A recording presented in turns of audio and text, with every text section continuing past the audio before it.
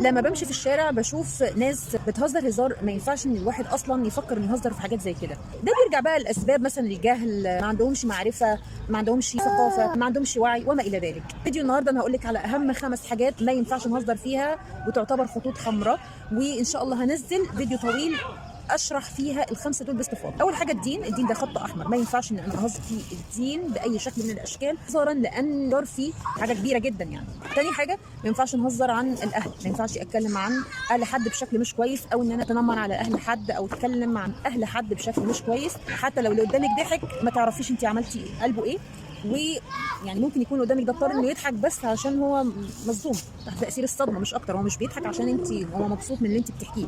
ثالث حاجه ما ينفعش اتكلم او اهزر عن السمعه.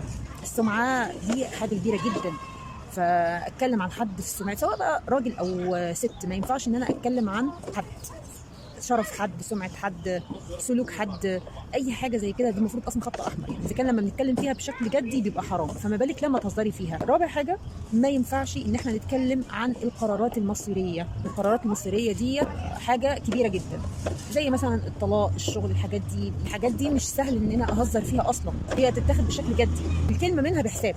ما ينفعش ان انا اصلا اخد الموضوع ده هزار وان انا اتكلم فيه. اخر حاجه مشاعر الناس، ما ينفعش ان انا استهزئ بحد ولا اتكلم عن حد ولا اقول لحد انت شكلك وحش، انت مش عارف ايه، التنمر، الحاجات دي كلها سخريه. كنت اتكلمت اصلا فيديو عن الكلام ده اللي هو الضوابط الشرعيه للهزار.